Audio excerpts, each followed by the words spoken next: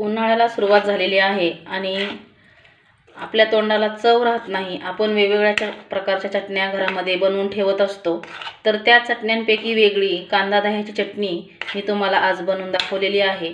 त्यामुळे तुम्ही हा व्हिडिओ कुठेही स्किप न करता शेवटपर्यंत नक्की पहा। ही चटणी बनवली ना तर दुसऱ्या कुठल्याही भाजीची तुम्हाला गरज लागणार नाही। एका पोळीऐवजी तुम्ही 3 ते 4 पोळ्या खाऊन मोकळे होताल, एवढी सुंदर आणि भन्नाट चवीची चटणी बनलेली आहे। पहा, तर नक्की पहा। नमस्कार, श्री स्वामी समर्थ सगळ्यांना। प्रियांकास किचनमध्ये आपले सगळ्यांचं मनापासून खूप खूप स्वागत आहे।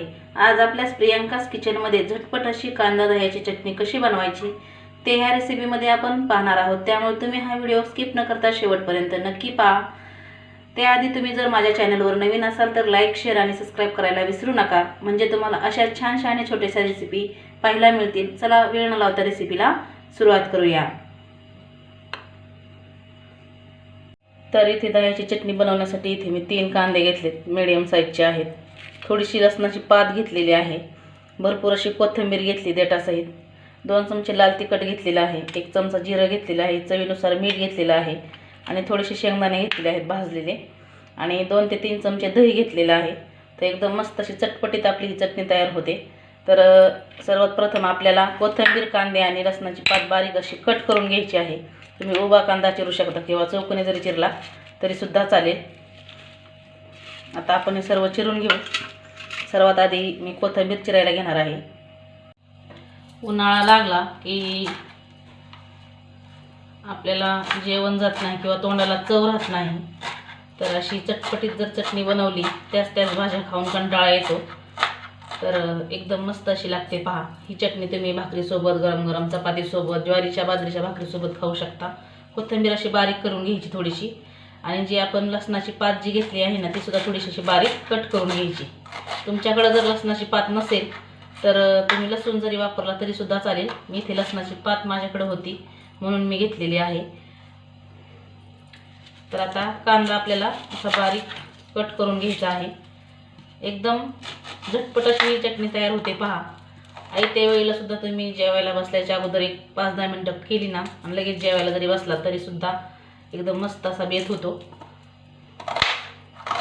तर मी बारीकच कांदा कट करून घेणार आहे, असं चौकोनी आकारामध्ये अशा पद्धतीने। तर त्या चटण्या खाऊन कंटाळा येतो। आपल्या घरामध्ये आपण जवसाची चटणी, तिळाची चटणी, शेंगदाण्याची चटणी अशा उन्हाळ्यामध्ये जर बनवून ठेवली ना तर ती सुद्धा मुलं खातात आवर्जून। पण थोडंसं वेगळं काहीतरी म्हणून जर तुम्ही अशी कांद्या दह्याची चटणी जर करून पाहिली तर एकदम मस्त लागते। पहा, आता उन्हाळा चालू झालेला आहे आणि कोणतीही जरी भाजी बनवली तरी आपल्याला खाऊ वाटत नाही, तर अशा पद्धतीने जर वेगळी काहीतरी म्हणून चटणी जर तुम्ही बनवली तर एकदम मस्त असा बेत होतो। तर आता अशाच पद्धतीने मी सर्व कांदा कट करून घेणार आहे। तर इथे पाहू शकता मी 3 पण कांदे असे बारीक कट करून घेतलेले आहेत। आता आपल्याला लागणार आहे मिक्सरचं भांडं। आता आपल्याला ह्या मिक्सरच्या भांड्यामध्ये आपण कट करून घेतलेला कांदा, लसणाची पात, कोथिंबीर, सर्व जिन्नस ह्या टाकून घ्यायच्या आहेत। तुमच्याकडे जर तुम्ही उकळ असेल तर उकळामध्ये सुद्धा कुटू शकता, पण उकळामधल्यापेक्षा आपल्याला झटपट अशी बनवायची आहे, तर त्यासाठी आपल्याला मिक्सरचं भांडं वापरायचं आहे। यामध्ये घालायचं आहे शेंगदाणे, दही, लाल तिखट घेतलंय मी चवीनुसार। तुम्हाला किती तिखट आवडतं ना त्यानुसार तुम्ही तिखट, मीठ किंवा किती चटणी बनवायची त्याच्यानुसार तुम्ही दही घेऊ शकता। तर चवीनुसार मीठ टाकून घेतलंय मी। आता आपल्याला पाणी न टाकता थोडंसं असंच फिरून घ्यायचं आहे। तर इथे पाहू शकता मी चटणी छान अशी पाणी न टाकता मिक्सरला छान अशी याची बारीक करून घेतलेली आहे। आता तुम्हाला किती बारीक किंवा जाडसर आवडते ना त्यानुसार तुम्ही वाटून घेऊ शकता। अजिबात पाणी घालायचं नाही। थोडं थोडं प्लस मोडवरती चालू बंद करत आपल्याला ही चटणी छान अशी बारीक करून घ्यायची आहे। तर इथे पाहू शकता मी मिक्सरच्या भांड्यामधली आपली ही चटणी एका डिशमध्ये काढून घेतलेली आहे, कारण आपल्याला ह्या चटणीला छान अशी फोडणी मारायची आहे, तर किंवा चरका द्यायचा आहे। तर डायरेक्ट आपल्याला कढईमध्ये मिक्सरच्या भांड्यामधून टाकणं शक्य होत नाही, त्यामुळे डिशमध्ये काढून घेतलेले आहे. गॅसवरती कढई ठेवलेली आहे, त्यामध्ये 2 चमचे तेल तापण्यासाठी ठेवलेलं आहे. तर त्यामध्ये आपल्याला बारीक कट करून घेतलेला आहे, थोडासा लसूण घेतलेला आहे, 4 ते 5 पाकळ्या कट करून घेतलेल्या होत्या. तर यामध्ये घालायचं आपल्याला थोडंसं जिरं आणि छान असा लसूण छान लाल रंगावरती परतून झाला की आपल्याला द्यायचा आहे ह्या चटणीला मस्त असा तडका किंवा तडका.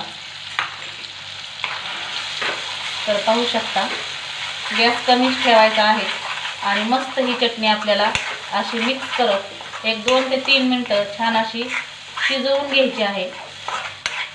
कमी गॅसवर तुम्ही 3-4 मिनटं अशी मस्त शिजवून घ्या. एकदम भन्नाट अशी ही चटणी लागते. पहा, गरम गरम भाकरीसोबत किंवा चपातीसोबत तुम्ही खाऊ शकता. दुसऱ्या कुठल्याही भाजीची गरज लागत नाही. एकदम चटकदार चमचमीत अशी ही चटणी बनते आणि बघता क्षणी तोंडाला पाणी सुटेल अशी ही चटणी आहे. तर 1-2 ते 3 मिनटं छान अशी मी आता ही चटणी शिजवून घेणार आहे. तर इथे पाहू शकता मी 3 ते 4 मिनटं मस्त अशी ही चटणी परतून घेतलेली आहे कमी गॅसवरती आणि मध्ये मध्ये अशी हलवत राहिलेली आहे. तर तुम्ही पाहू शकता कडेने मस्त असं तेल सुटलेलं आहे. आता यामध्ये थोडीशी वरून कोथिंबीर टाकून घेऊ आणि छान एकदा मस्त मिक्स करून घेऊ.